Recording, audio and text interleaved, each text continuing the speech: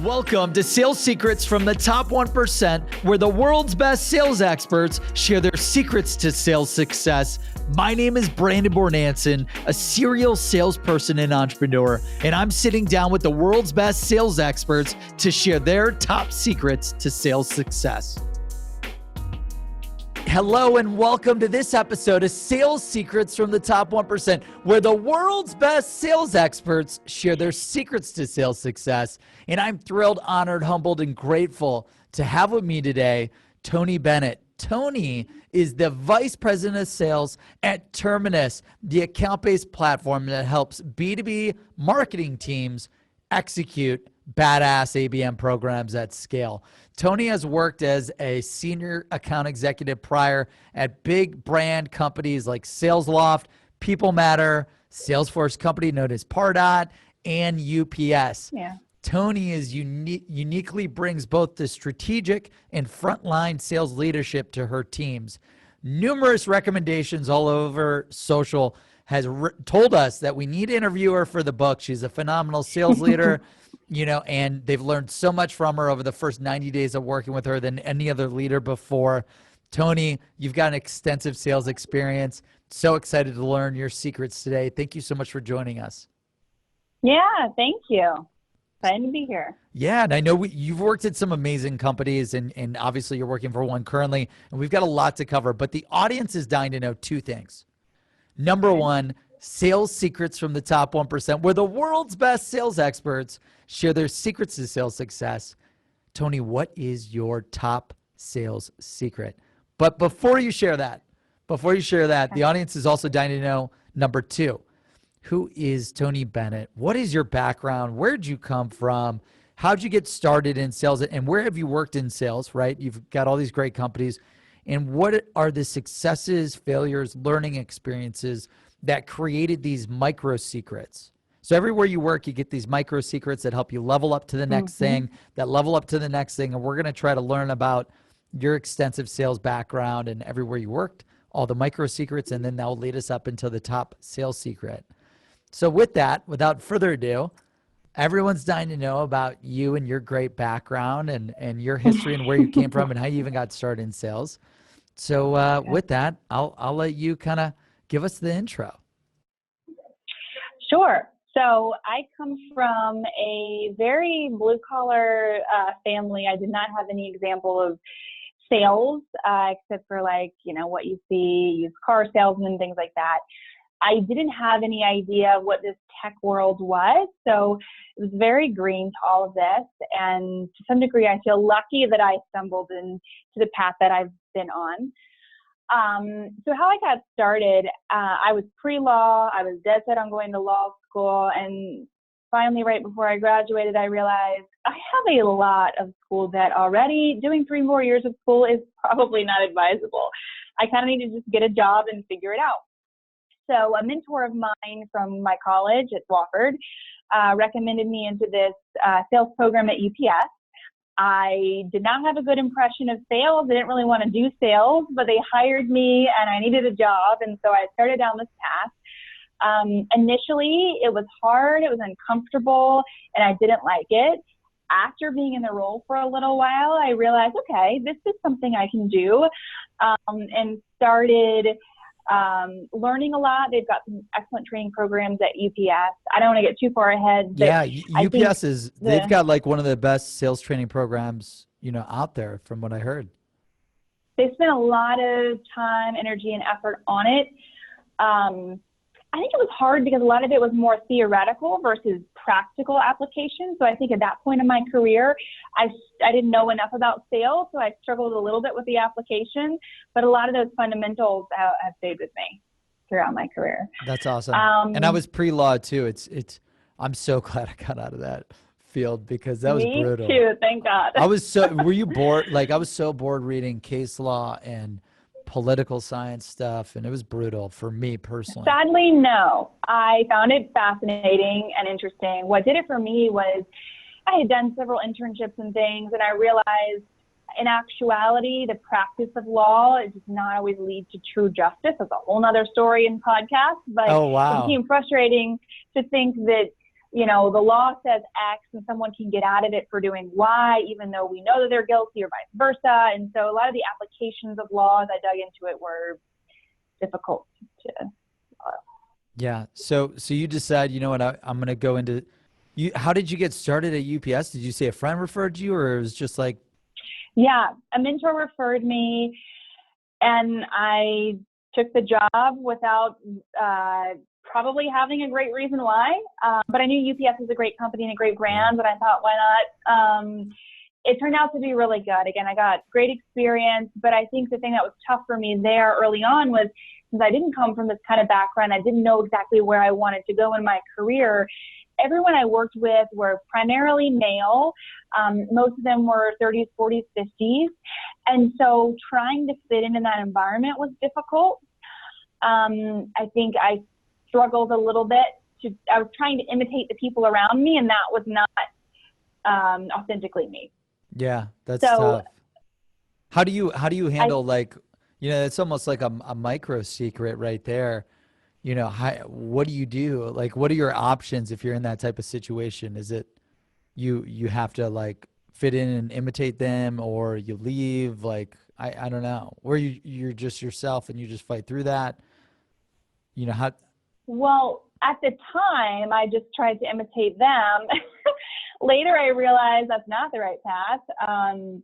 You should bring your own element into your sale. You don't need to say big words and try to sound super ultra professional. People can sense when something isn't authentic to you. And so it's actually better to just be yourself on the phone, talk to people like you would normally talk to someone, but with a slightly more professional tone. And that actually gets you a lot further. That's awesome. That's a great micro secret. So be authentic in sales. And I think the farther you get away from that, probably the farther you get away from a lot of things, I assume. Yeah. And then, I know after that, and that was in Green. So did you move to Greenville? I grew up in Greenville, South Carolina. So Awesome. that was in my hometown.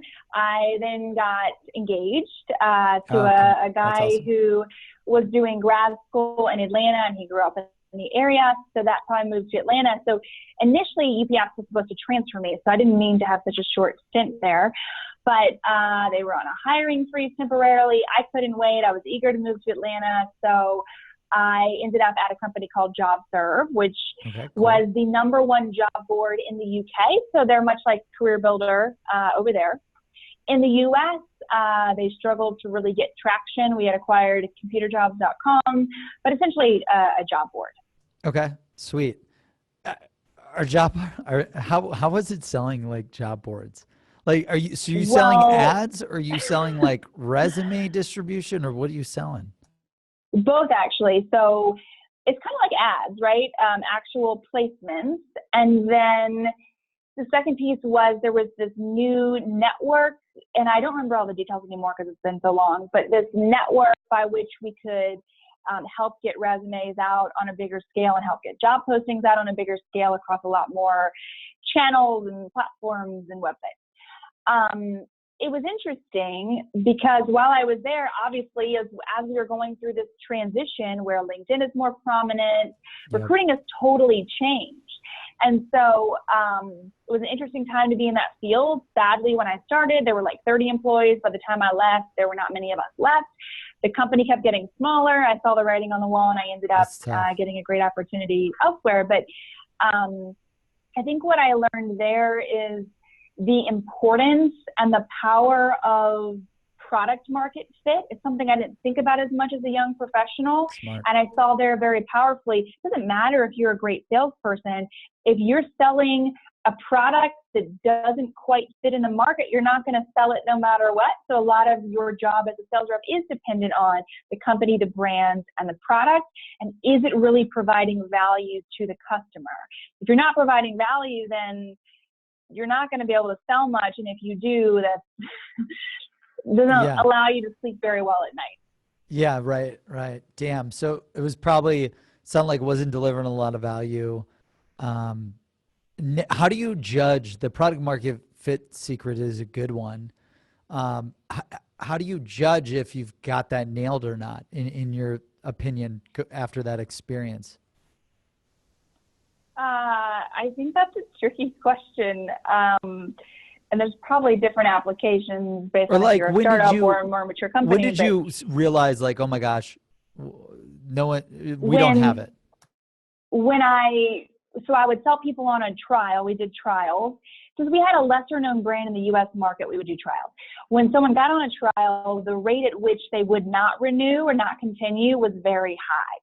So that made me realize I did all the work to get this customer on board, to build a relationship. They're not sticking around because they're not getting the candidates they need. And I don't want to in any way bash that company, because I think the leadership there was incredible. They were just at a time where, one, the market was changing, and two, they were working. The tricky thing about a job board is you're simultaneously getting customers as well as candidates. And so if one side is higher than the other, it doesn't work. So it's a very, very tricky business. It's like a marketplace, like a Uber or it's a marketplace. Airbnb. Yeah. So it made it extra difficult. But at the end of the day, the fact that customers were not renewing to contracts showed me that they weren't getting the value out of the product. Yeah, that's tough. So I guess right when you kind of see that product and market fit isn't there, it sounds like, either try to work with the founding team to fix that, or probably look at new opportunities. And the decrease in employees, right, probably was like, oh my gosh, we don't have it figured out yet. Yep. So my decision at that time was to go elsewhere. So you're in Atlanta now after Greenville. You're married maybe by that time, which is awesome. Congrats to, years ago. Congrats now for your years ago marriage. And then you join Pardot, Yes. And was that before they were acquired by Salesforce? Yes. So I was in, I think, the first 50 employees. We didn't really keep track, but the company definitely already had traction. I wasn't like super early stage, but I did get in fairly early. I was in like the first 10 sales hires. Cool. So that's when everything for me changed. So normally when I tell my story, I kind of just skip over parts of UPS and job search completely. You're like, I don't want to talk about it. I learned a lot there. Yeah, but honestly, those jobs for me were like, okay, this is a job. I work 8 to 5. As soon as it's 5, I'm getting out of here. And when I got the part out is when everything clicked for me. Seeing people my age being themselves on the phone, selling, enjoying their job, having exciting conversations, and actually helping customers, providing value was like, holy crap, this is so fun. I want to do this for the rest of my career. I fell in love with sales. I love sales. I love the challenge of it. I love that even if you sell the same product for years, every conversation is different. Every application is different. So that's where I really just fell in love with sales, but also it clicked for me when you're yourself on the phone, when you ask questions from a place of genuine interest, and you're able to then say, okay, based on what you're trying to accomplish, here's what we can offer. Imagine that. Sales 101. That's when really cool stuff happens. That's when customers are really happy. So that was a great stepping stone for me. Wow. So, and by the way, was it hard? Like, how'd you get hired there? Was it hard to get in at Pardot at the time? I got lucky. Yeah. So there were signs all over town saying Pardot, #1 place to work in Atlanta. They had just won best places to work. They were really in demand. A little luck, a little timing, and a lot of persistence. So when I got the interview, luckily they were interested in me as a candidate before an SDR role. So leadership they offered me the SDR role a couple times. So my ex-VP of sales there, Derek Grant, is now in sales leadership at Sales Loft. He's been an incredible mentor to me. I heard a lot of good things about him. He's phenomenal. He's told this story to other people too, but basically they kept offering me an SDR job, and I said, no, I want to work for this company so bad, but if you're going to offer me only the SDR position, I'm walking. I'm an account executive. I can do this job. That's where I need to be. Looking back at it now, I realize very clearly as a sales leader why they would have wanted me to do the SDR role. I had been in sales, but they were more account management roles, and I didn't really have that breakout success yet elsewhere. So I can very clearly understand why that was the direction, but I was not having that. So finally, So Derek said, we'll have a call. You tell me why you deserve the job. I don't remember what I said, but at the end of the conversation, he said, all right, I will give you the chance, but you have 1 quarter. After a quarter, if you're not hitting your quota, you're out. Done. Like, we're going to have a quick leash on you, basically. Wow. And so I came in, I became one of the top 2 reps in the company consistently, month after month, quarter after quarter, and had a great run there. And I am very, very thankful to Derek that he gave me the opportunity. That's amazing. So 2 secrets right there that we got to talk about. Number 1, looking back, would you tell someone like you out there, take the job even if you feel that you're overqualified? That's tricky, because as a field leader, I know sometimes why I would want someone to go into like an SDR position versus an AE position. I would say the secret there is be honest with yourself. If you really know and believe that you've got the skill set and you have what it takes, fight for yourself, fight for the position you deserve to be in. But at the same token, on the flip side of that, if you say, hey, this is really far from my current skill set, then be honest with yourself about that and take the other position, like the SDR position in this case. Do whatever's going to set you up for success, but don't be afraid of fighting for what you think you deserve and reaching for higher than someone in your position should normally, be able to transition to. Does that make sense? Yeah. And it's interesting because I don't know how much time you wasted trying to get the AE position, right? Like, because just hearing you say it, it's interesting because you could maybe take the play of like, look, I'll come into SDR role to show you I can learn the tech and crush it, but I need to be promoted in 3 months or I'm out, just because I know I'm taking a position, or I don't know, like, because but a lot of companies won't do that. Like, when we hired SDRs, it doesn't matter if you had 5 years of SDR experience, you were going to be in that role for at least a year. Because if I'm going to hire, and it depends on the size of the company. You need the runway of that SDR. Yeah. Once I train you and invest all this time into you, I need you to do the job and perform in the job. Awesome. And if they wouldn't have given you the AE role, would you have taken the SDR role? Like, if No, Derek was no, I was going to walk away. I meant that. Okay. Awesome. So, well then, the secret there, be true to yourself. And I guess, and then on the other side though, if you don't have the experience, like if you don't have tech SaaS experience and they want you to be an SDR because like, you sold an agency versus SaaS, like I could see that being a good place to do it. Yeah. I also think it depends on where you're at in life. At the time I was young, I was married, but no kids or anything like that. So I had the time to work crazy long hours to learn, to make up for gaps.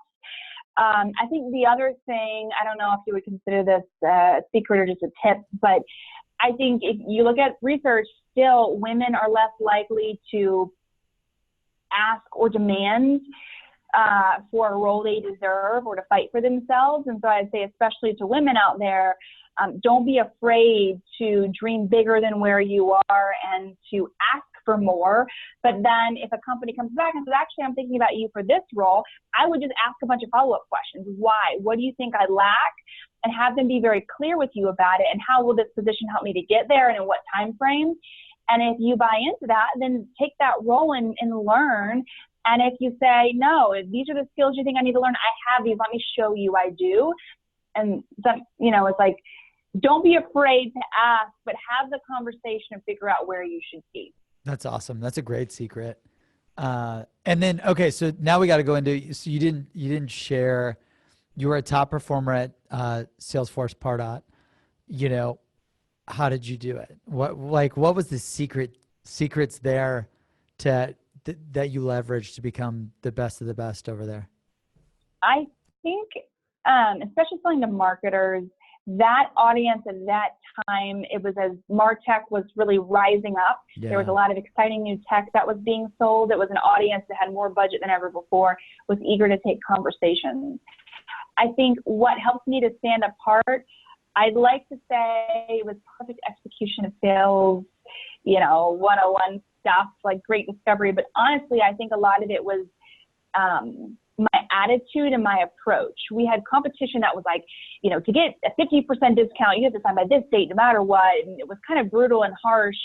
And I tried to very much be genuine in my interest of what a company was going through, what their challenges were, and genuine about, here's how I think we can help you. We just want to help you. Like, you don't have to make a decision today. You can make a decision in 2 weeks. Would I like you to sign by end of month? Yes, it would help me as a salesperson. However, we just want to partner with you when it's the right time and it makes sense. So I think my willingness to really try to help the customer and to not push too hard. Like, you have to push in sales, but you don't need to strong arm customers. And I think the excitement and passion that I had that went along with, like, I'm positive that we can help you on this journey. I was really genuinely excited about what we were selling because I had seen how it transformed businesses. So I think it's a mix of the excitement, but the willingness to really partner with the customer and figure out what's best for them versus just selling to them. That's awesome. The excitement, helping, and the passion. And also it sounds like this was probably the first company in a while that you felt that confidence of this platform will transform your life. So when you're pitching the digital marketers, and I was a reseller of Pardot, Marketo, and Eloqua, so like I know the power of all of those platforms. That's incredible. So then you crush it there, and then you go to a company that I'm familiar with because half my engineering team is from People Matter, which is where you went next. But why did you decide to leave Pardot at the time? You were there about 2 years, right? Oh, the acquisitions. Yeah, we got acquired twice. We got acquired by ExactTarget, which was great. The leadership at ExactTarget kind of left us alone, let us continue doing things as we were. We're very respectful of our culture and what we had going on. That's awesome. When Salesforce acquired us, Salesforce is a great company, but obviously they're a much bigger machine. And so when they acquired us, everything changed. From the way we were paid, the way commission worked, the amount of commission I made on a deal at old Pardot was significantly more than what I would make in terms of commission on a deal with Salesforce. Even if I was 120% to my monthly number, I still wasn't coming even like 60% of the way to where I was with the old comp plan. That's now, granted, so the salary was unmotivating. higher. So unmotivating. But yes, the comp plan was slashed. A lot of things changed. We had territories. Our territories were very small. So a lot of complaints that people would have. Looking back at it, a lot of my teammates who stayed had a great go of it. I probably could have and maybe even should have stayed longer and thought through. But me at that time said culture is more important. I feel like I don't have the same culture and community. I don't want this. I want to get back in a startup. And so I went to People Matter. Yeah, Salesforce is much bigger than probably what you initially joined. Yeah, and I've got, like I said, friends there who have come afterwards and some who stayed, and they're super happy. So I know it's a great company with a great culture. It just wasn't what I was looking for at that stage.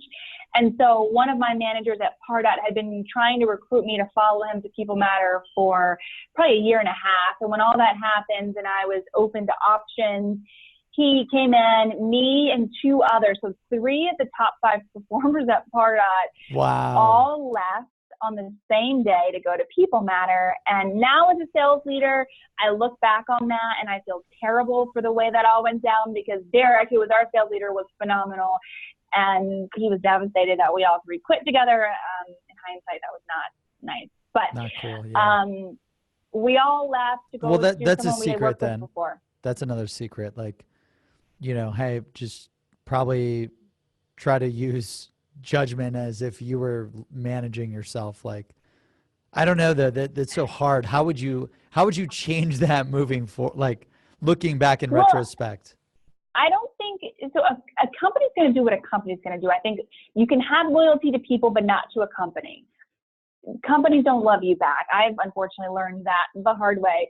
So I don't think you need to stay in a job just because you're like, oh, I would feel bad leaving this company. Because if the company decides they want to cut you, they're going to cut you and move on.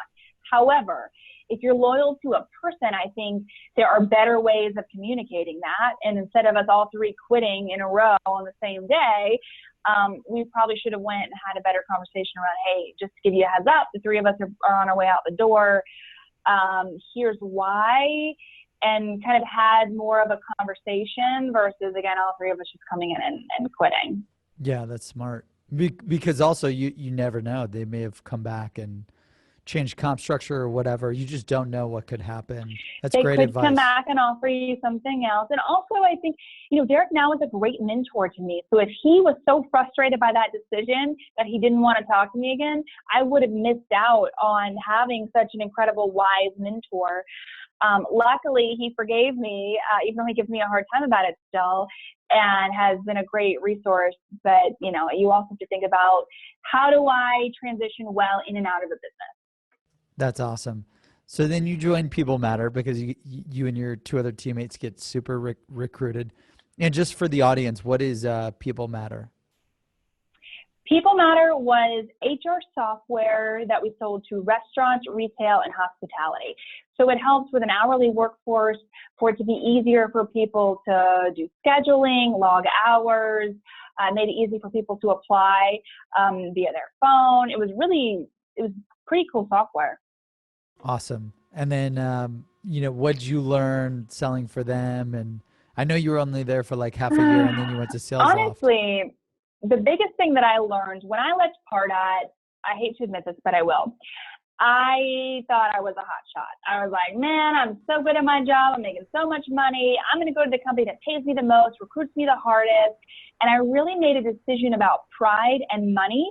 Their entire executive team helped to recruit us. And we're like, we want you guys so bad. There was a lot of like, we need you to come here and save the company. And they made special arrangements for us. Like all their other AEs got Dell computers.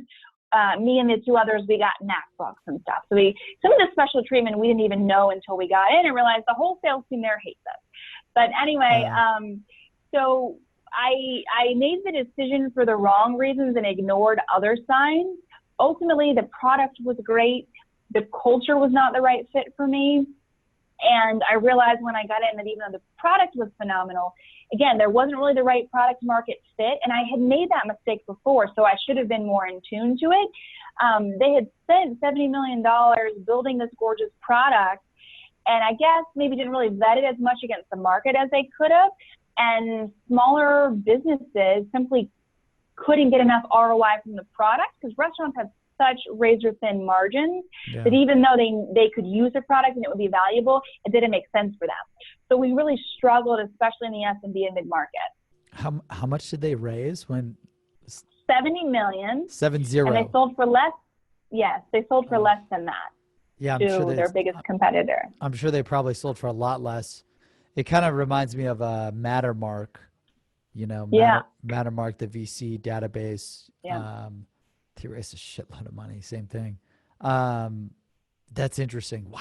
Gosh, 70 million. You have to nail the market with 70 million.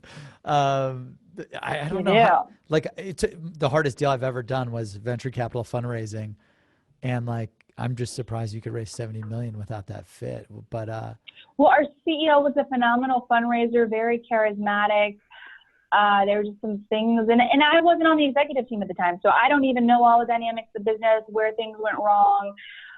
All I know is as an employee, it was very hard to sell. Nobody was selling very much, and the culture wasn't the right fit. So I got in. I realized I had messed up. The boss who had recruited me over got fired. So here I am working remote in the Atlanta territory for a company in South Carolina. I'm on an island. My boss isn't there anymore. Left with a decision. What am I going to do next? I tried to see it through for a little bit longer, and I just realized this is not the right fit. I'm not set up for success. And so sadly, that position did not last very long, but I learned a lot of really good lessons about, honestly, one, don't make a decision because of money. Make a decision on where culturally it's a fit and you're going to be excited and passionate about what you're doing. And then two, I learned about how to vet a company properly. Now, when I have changed positions, I ask a lot of questions around what are people selling? What are your ACVs? What are your customers saying? Why do customers leave you? And doing some back channel research to really understand, is this product legit? Is there a need for it? Are we solving real business problems? Does this company have healthy metrics? That kind of thing. It sounds like you do this spy research, It's not like Yeah. Seamless that we research everything about a person in a company. It sounds like you just go super deep, and those questions help you really understand probably the pain point that got you again the second time, which is that like product market fit and being able to sell to the ideal customers and provide value. As well as how you can find out about the culture. I think if a company wants to hire you and you ask, I want to meet with a couple of your salespeople, or I want to meet with X, Y, and Z people on your team. Like now, as I think about leadership opportunities, I would want to speak to other leaders in the team, not just the sales team, right? But no one will, if they really want you to work there, will say, no, you can't meet with other people. And then you can find ways to ask them questions to understand if the culture is the right fit. Yeah, and you said it was not the right culture for you. So, given the product market fit was off, totally get that. Why was the culture off? I'm always trying to become a better leader and a sales leader every day and learn about like I would never want to bring someone like you who's highly talented on board if it's not the right culture because we're wasting your time, my time, everyone's time and money. Like, what was wrong with Yeah. it and how do sales leaders avoid hiring the wrong people that don't fit with the culture? Yeah, so two sides of it. From my perspective, there was mostly just that the company was very political. You never really knew where you stood. And I thrive in an environment where things are transparently laid out. I will work harder for you if you tell me that I am valuable and, give me praise. And if you say, if you use harsh criticism. So I work well when it comes from a place of you're valued, we love you, we want you here. Like that is what motivates me. I think the Yeah, like bigger question positive though, feedback, right? yeah, and knowing where you stand in transparency, not like someone tells you something today, but tomorrow the rules of the game could be totally different. Today you're paid on this, tomorrow the comp structure has changed. Like I need to know what to do to be successful, and I need that to not change. The bigger thing though, I think from the flip side, your other question I think is a really important one. Sometimes there could be a great culture. Like the Pardot culture, I don't think anyone would argue it was positive, supportive, everybody was friends. It was a great culture. That doesn't still mean it's the right fit for everyone. So I think the way you combat that as a sales leader is you need to have pretty well defined what is the company culture versus what is our sales team culture. They should be pretty aligned, but they might be a little bit different. And what are the key traits that a successful sales rep should have to be successful in this position? Not just years of experience, but what are the traits they need? So for instance, at Terminus, we realized we needed people who are not just good communicators, but friendly and bubbly. Marketers just respond better to that personality than others. We needed people who were highly coachable, very flexible because our market was changing constantly, and were willing to work hard because if someone didn't put in really hard work up front, and let's say they were coming from Salesforce and they had all these resources given to them, even if they were a good rep, they weren't going to be successful in our environment because it took a lot of self-starting hard work. So we figured out what is our culture and what traits drive people to be successful within this culture. And then we hired for that. The next piece, of course, not to get into the weeds, is to figure out, instead of asking, are you coachable, how do I really uncover if you're coachable? So you've got to structure a hiring process that reveals those things. But when you do that, you can get pretty close to ensuring that you're only hiring the right types of culture fit. Yeah, and do you have any like tips around being able to judge if someone's coachable? This is something that I struggle with because I hire for coachability. Like you got to be positive and you got to be coachable and you got to be hardworking. Those are like some of the top characteristics that I hire for, yet I don't even know how do I know if you're coachable? How do I gauge that? I mean, I know how now, but I'd love to hear from you, like how you do that. Yeah. So for instance, coachability. If we're interviewing an SDR, we're in front of a whiteboard, the first time we meet them, I would draw a concept on the board. So we have this split by funnel concept, which explains ABM. I would draw it, I would explain it, I would let them ask questions. We'd have a dialogue about what does it mean? What is the impact this makes on a business? When they come in next time, I would have them whiteboard it out and explain it to me. And I would tell them, hey, you're gonna explain the concept back to me. But I would tell them that after the interview to see how well they pay attention. So then they come in next time, awesome. they present it to us. For one, you just get to see presentation skills, and if everyone's nervous, but if they're too scared, they're probably not the right fit. Then no matter how well they did, I would start with 3 things they did really well, and then 1 or 2 things they could improve. and ask them to redo the whole thing or redo a piece, redoing that concept. And depending on how well they're able to take that feedback and put it into action, that's a telling sign. For sales reps, we would have them do basically a pitch and do the same thing. So find ways to get them actively doing the thing you're testing for. Yeah, like giving them real-time feedback and then having them reenact it with the feedback to see if they even gave a damn or put it into action. Or if they get flustered or if they get frustrated.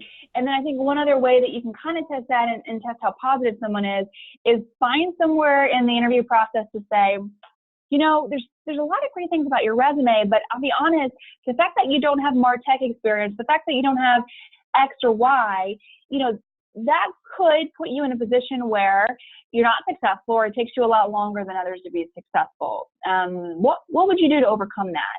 And in asking a question like that, where you kind of challenge someone, you see in their response, if they're like, oh my gosh, I would do X, Y, and Z, I promise, like you give me the chance, I will impress you. Or if they're like offended or annoyed or like, that's not relevant, why did you bring that up? No, that tells you a lot great. about how they react to things. Yeah, how they take those pieces of advice. That's awesome. Yeah. So, okay, people matter. It's like, all right, not the right fit culture. You chase the money. You made the same mistake about product market fit by following the money. Great second lesson. And I'm sure now you're like, I swear I'm never making that mistake again with the product market fit and probably chasing the money too. So what was the next big thing for you? So after that, I went to SalesLoft, working for some startups in the area. A lot of folks in Atlanta are connected. I knew Kyle Porter, the CEO. Yeah. I went to his office and I said, Kyle, I'm thinking about leaving People Matter. It's not what I expected. I kind of feel like I should stay for another year, but I'm kind of thinking about leaving. Do you have any openings? And he was like, absolutely. If you want to come, you can start tomorrow. Like he had known my history at Pardot, and then I was a good salesperson. So he was like, sure, come on over. That's awesome. There wasn't really an interview process. So I was like, all right, I think I will. So I did a little bit of research, but SalesLoft was one of the more, if not the most promising, fast-growing startup that had the culture I wanted and had the sales momentum. And so I ended up there. Yeah, that's great. And yeah, I think David Cummings, right, from Pardot was over there. So I mean, everyone knows that story. He's an investor. Yeah. You know, I studied Porter quite a bit, just building Seamless.ai. Big fan of their team over there. So how was it? You joined as an account executive, right? I joined as an account executive. It was great. SalesLoft had the kind of culture I was looking for. They had a really great energy. So when I started there, I don't remember exactly, but I know I was in the first 12, 15 employees. So I was pretty early at SalesLoft. You were one of the first 12 to 15 hires the company. Yeah. So like total employees, like just 12 to 15 people. Oh, wow. Yep. So you joined like super early. I joined super early. I was happy there. Things were going well. I planned to stay. How many salespeople salespeople were there? But that's a good question. When I started, were there five of them? Okay. So pretty quickly, there were 10 of us.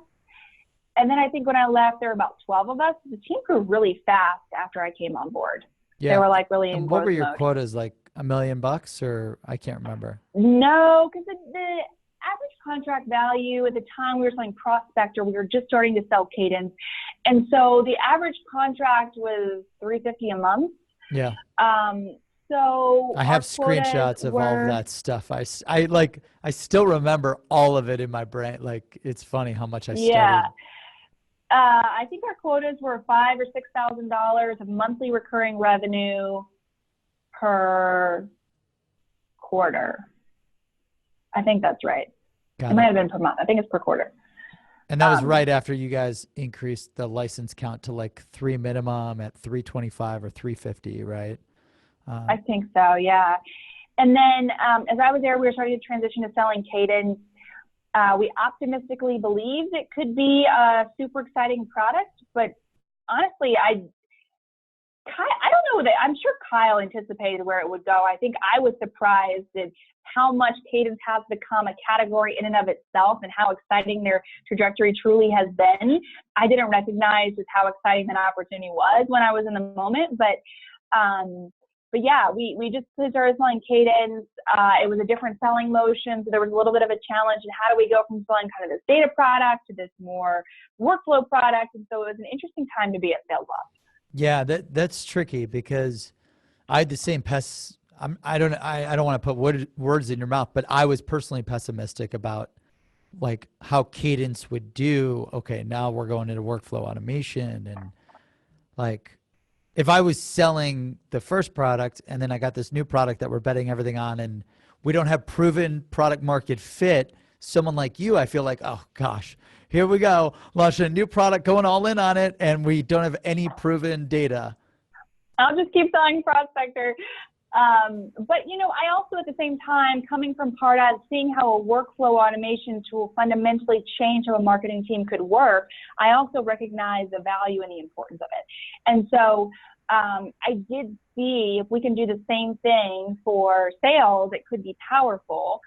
But yeah, I still don't think I really understood the vision. And now as a sales leader who uses Cadence, at first I knew the product really well. And then at one point, a new rep asked me to show them how to do something. And I was like, yeah, let me show you. Holy crap. I can't even, this tool isn't even familiar to me anymore. I mean, the pace at which they innovated that thing is insane. Yeah, they're great at product. It's so different than when I worked there. That's awesome. So, yeah. Oh, and when you were selling there, and then we'll get into Terminus, were you selling like 50 employees or greater that have at least 3 salespeople that could afford $300 a month, or how was it? Like, what was your requirement? Yeah. I don't remember specifically anymore, but that sounds about right. Maybe at least 5 salespeople. But we were fairly flexible in the early days. And frankly, we were getting so much inbound in the early days that I don't think we had to think as much. It's like whoever's coming to us interested, let's work with them.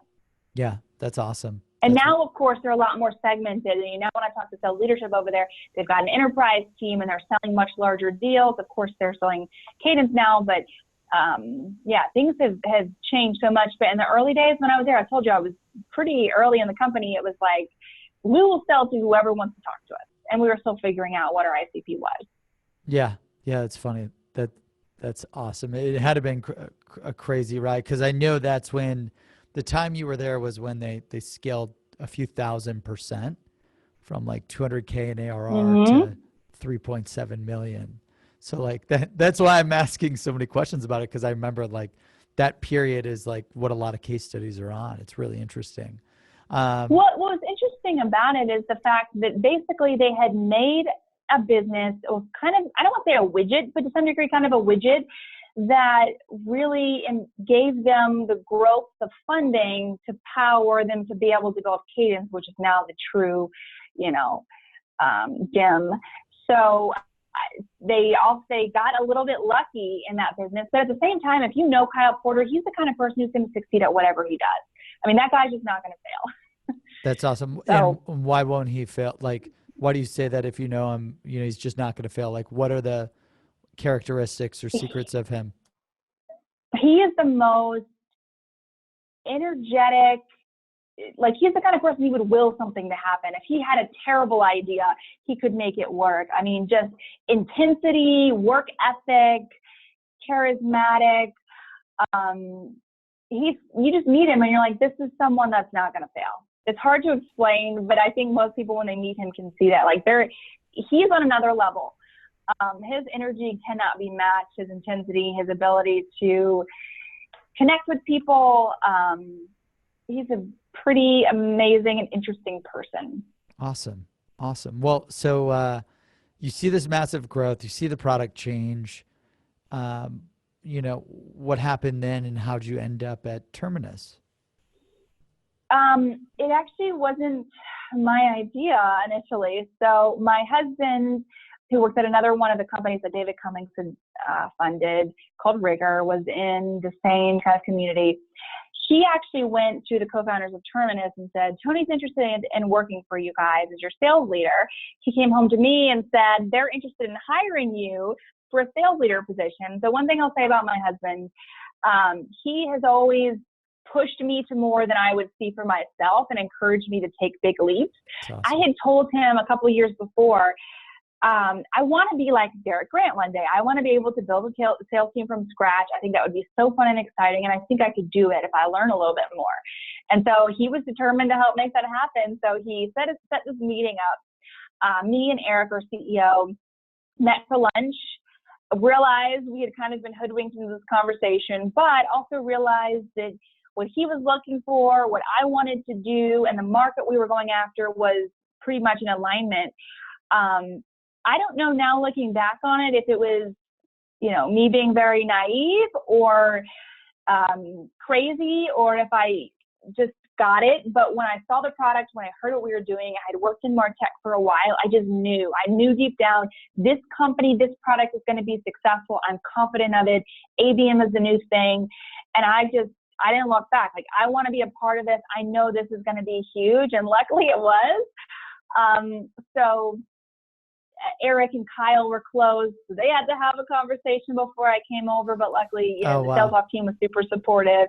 So I literally, in Atlanta Tech Village, which is where I am right now today, doing this interview, I was on the third floor with Sales Loft. I left midday on my last day, walked upstairs to the fourth floor and started working for Terminus, and then just started working like 70 hours a week from that point moving forward, and hit the ground running. Yeah, that's awesome. Just selling for IBM and Google, like, I just know the power of account-based selling, and which is why I built Seamless, one of the top account-based selling platforms. And then if you match ABS with ABM, like, that's hyper targeting. You can't have one without the other. No. And I mean, like, I'm good friends with Sangram, and we always promote each other's content. And like, I just loved, I'm friends with a lot of the investors at Terminus, and it's just an amazing platform. Like, I was just coaching my account. Any opportunity that gets created, any new user that comes in, every single person at that account has to see an ad, or has to see display, paid search. Like, ABM is what you should be doing in ABS, and ABS is what you should be doing in ABM. Like, it's the same. It's how you should just sell and target, period. Yeah, I think what's interesting is that when I was at Pardot, the whole marketing automation space, we genuinely believed at the time, this is going to bring sales and marketing together.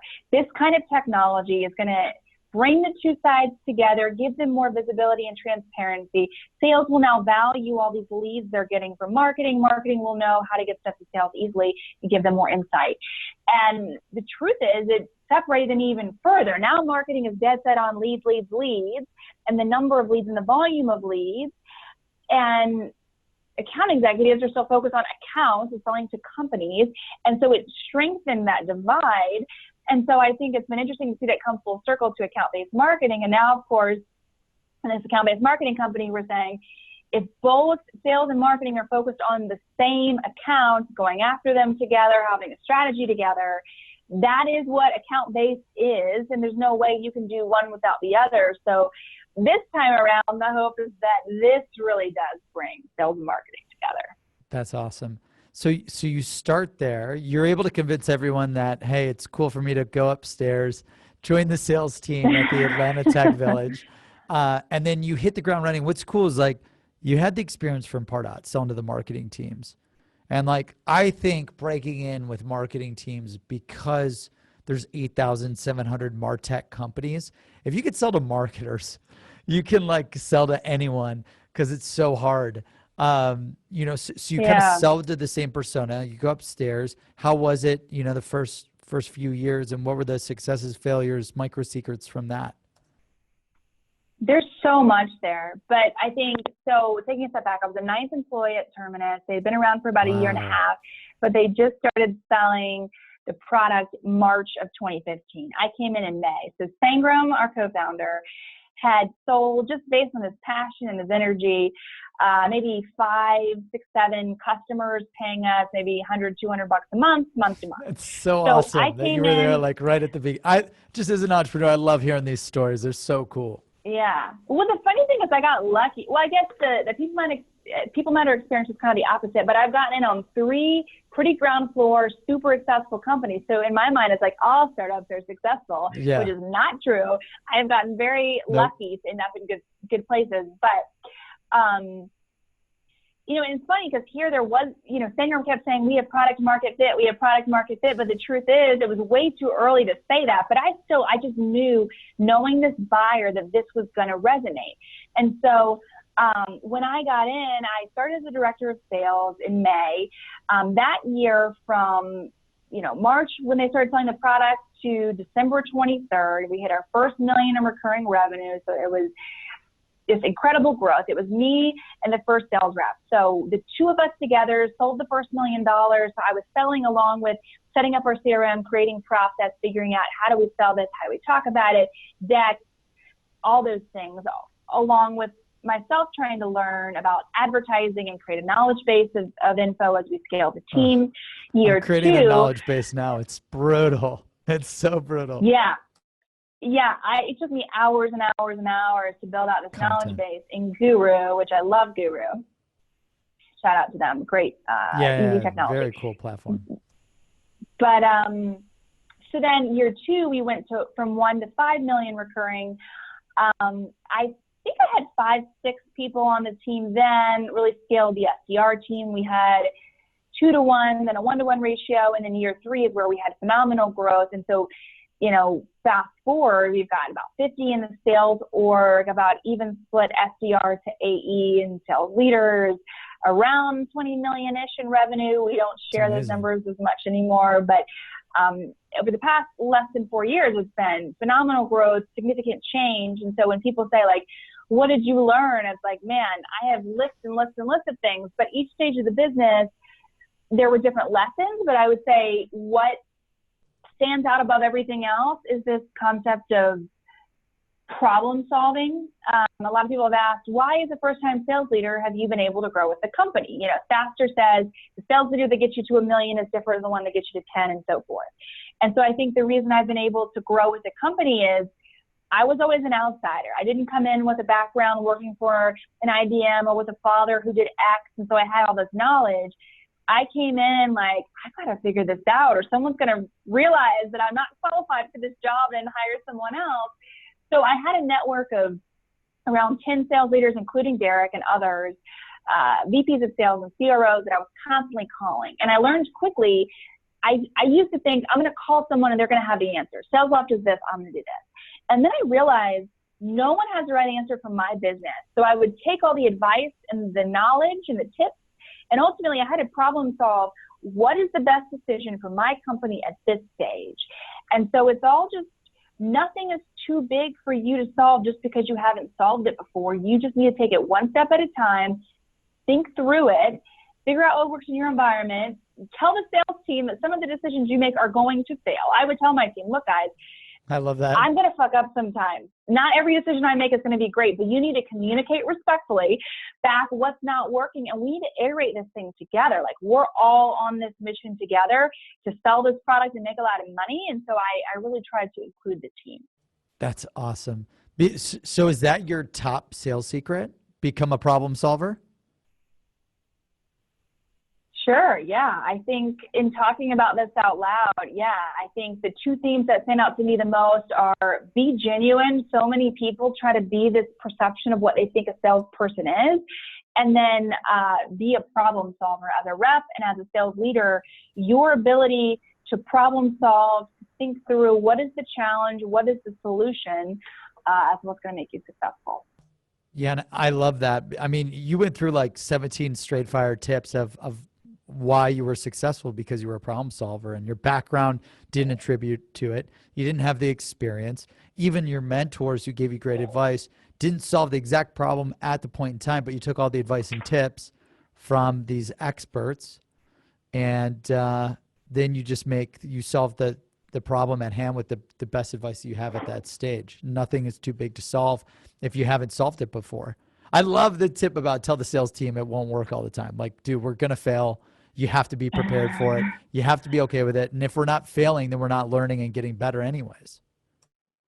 Yeah, I don't know if, a sales leader at a much larger company would take the same approach, but certainly when you're at an earlier stage company, I think there's no way you're going to be successful if if everyone doesn't feel like it is their mission to make this company successful. Like, you go from a productive team to a team that's helping. Like, the reason we blew our numbers away is because we had a team of reps that wanted so badly, not just to make money, but for the company to be successful. They felt entwined in the success of the company. And I think a big way we built that culture was by telling them that, guys, I can sit in a room and make decisions, but I'm not the one in the trenches selling it. We need to work together. You tell me what's working, what's not working. Let's keep iterating. The market's changing fast. We're only going to get there together. I love that. That's amazing. And that culture of changing, winning, optimizing, learning, failing. And, we're just curious before we let you go, because you went from 0 to 1, 1 to 5, 5 to 20 plus year after year after year. It's incredible growth. I wish I didn't spend so much time on the other companies, because I would have rather spent a lot more time diving into that. What do you think the secret was from going from 0 to 1, and then from 1 to 5, and then from 5 to 20 plus year over year? Just quickly, if you could take us through that. I think the trick to 0 to 1 goes back to the point I was just talking about, which is hire entrepreneurial minded people and get everyone invested in the success. Because when you have people who are motivated by something more than just money, people will go above and beyond. That's what you need early stage. So I think it was less about process and doing things perfect. It was more about energy, passion, enthusiasm.